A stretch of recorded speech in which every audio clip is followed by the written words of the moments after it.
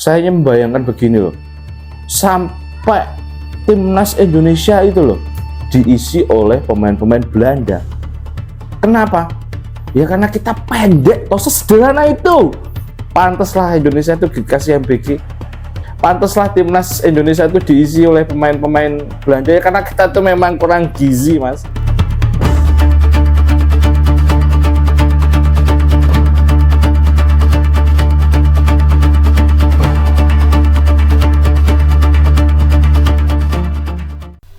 Pak, saya mau tanya Pak, program MBG ini kan manfaatnya banyak sekali toh Pak. Bikin anak-anak itu jadi bisa makan enak setiap hari gitu. Tapi kenapa kok pemerintah itu malah lebih memprioritaskan isi perut Pak daripada isi kepala atau pendidikan gratis gitu. Bukannya kalau sekolah gratis itu malah bikin kita itu jadi pintar dan mudah cari kerja Pak. Nah kenapa kok malah makan yang diutamakan Pak?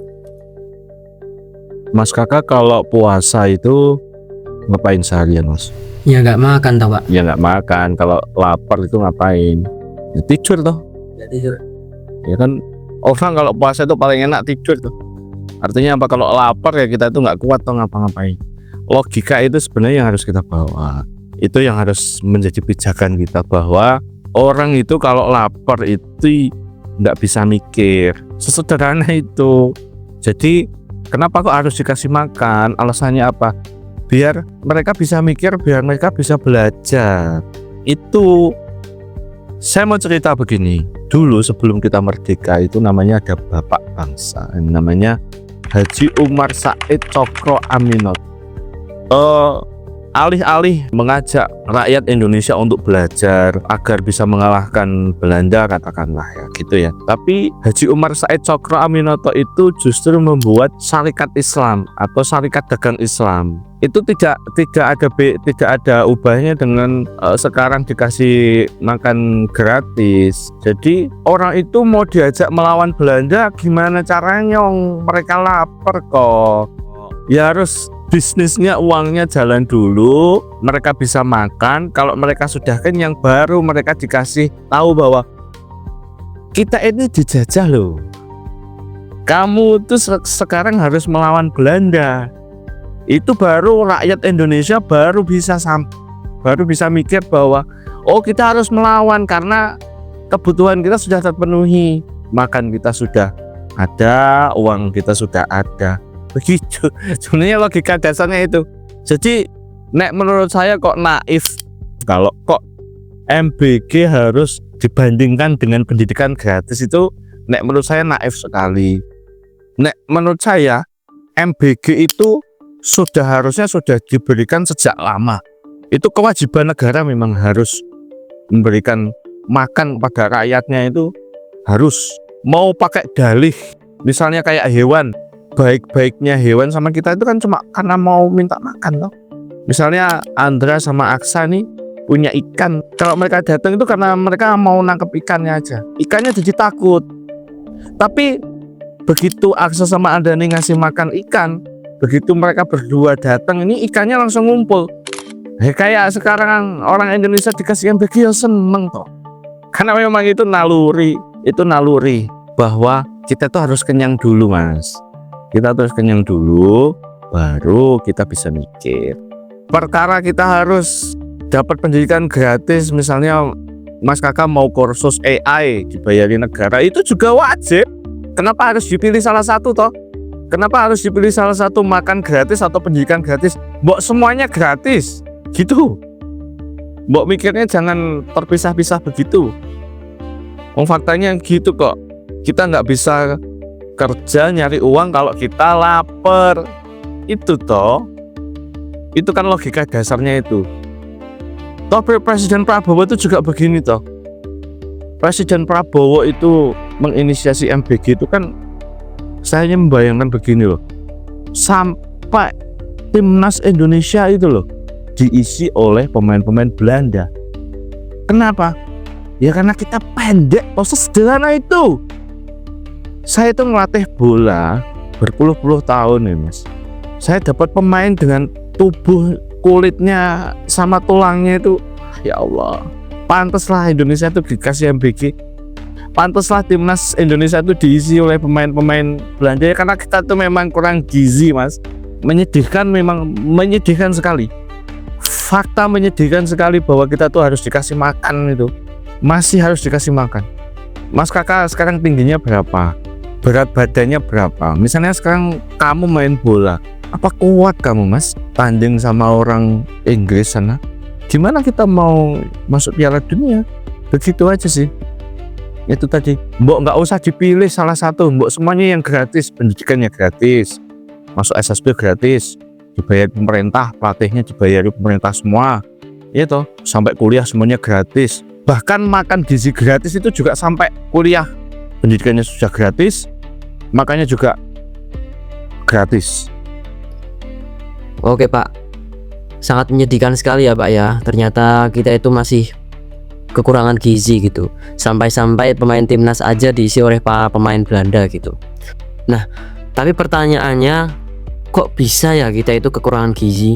Apakah memang kita itu miskin gitu? Miskin banget Boy ya gitu. Sebenarnya yang salah kan Piala Dunianya mas. Kalau misalnya nggak ada Piala Dunia kan kita juga nggak repot harus ngasih makan gratis. Yang jadi repot kan itu tuh sebenarnya, bahwa kemajuan itu selalu diukur dari barat. Bahwa kalau kita dianggap maju itu ya kalau kita seperti orang Eropa atau Amerika. Jadi kita kesusahan untuk bersaing karena memang tolak ukurnya aja sebenarnya sudah tidak apple to apple kalau kita mau jujur itu sebenarnya. Katakanlah kita sekarang dianggap negara kaya gitu ya. Kenapa kok kaya sebenarnya? Karena kita itu tanpa harus kerja sebenarnya kita itu sudah bisa makan mas. Meskipun itu tadi akhirnya nggak semaksimal orang-orang Eropa. Kan kita punya hutan ditanam ubi misalnya, kita punya sawah ditanam padi untuk makan sendiri. Karena kita itu memang tidak terlatih untuk berkompetisi dari dulu itu. Hidup kita itu sudah terlalu enak di Jawa, di Nusantara ini hidupnya sudah terlalu enak. Jadi kalau harus dipaksa untuk masuk Piala Dunia ya susah.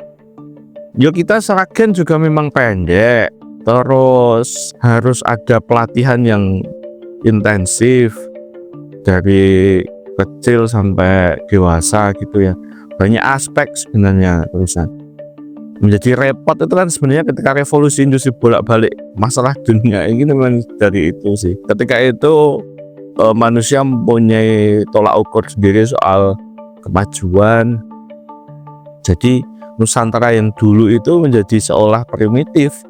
Karena tidak sama dengan apa yang dilakukan oleh Eropa. Padahal ya hidup menyenangkan itu, hidup tidak punya beban itu ya ketika hidup di Jawa sebelum penjajah datang itu mas. Kita tidak punya banyak keinginan untuk beli mobil, kita tidak punya keinginan untuk jalan-jalan ke mall, kita tidak perlu harus pengen sepatu macam-macam itu. Ya karena hidupnya sudah dipenuhi kebutuhannya oleh alam. Itu memang secara sosiologi, secara kebudayaan kita gitu. Jadi kita kalau mau adaptasi ya MBG itu perlu. Kalau kita mau adaptasi seperti orang-orang barat itu ya MBG itu perlu. Seperti Jepang lah katakan. Jepang pendek tapi badannya kekar.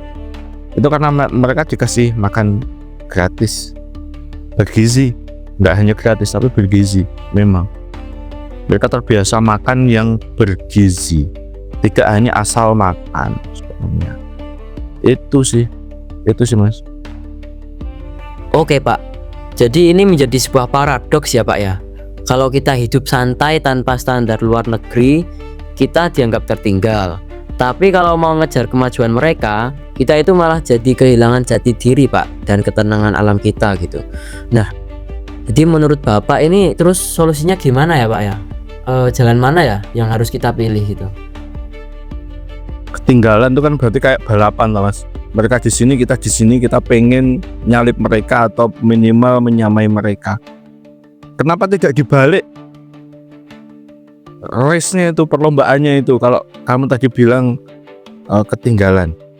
Kenapa kita tidak meninggalkan mereka dengan cara kita sendiri?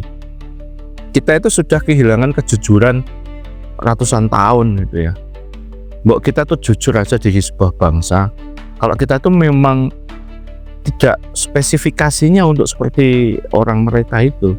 Misalnya kalau kita tidak bisa masuk Piala Dunia ya kita nggak usah sedih. Memang itu bagian mereka gitu. Tapi mbok ada sesuatu yang tidak bisa dicapai dan hanya kita yang bisa melakukannya oleh orang-orang yang bisa masuk Piala Dunia gitu loh. Kita bisa melakukan ini tapi mereka nggak bisa melakukan sampai kapanpun gitu. Cari pasti ada kalau kita mau jujur ya.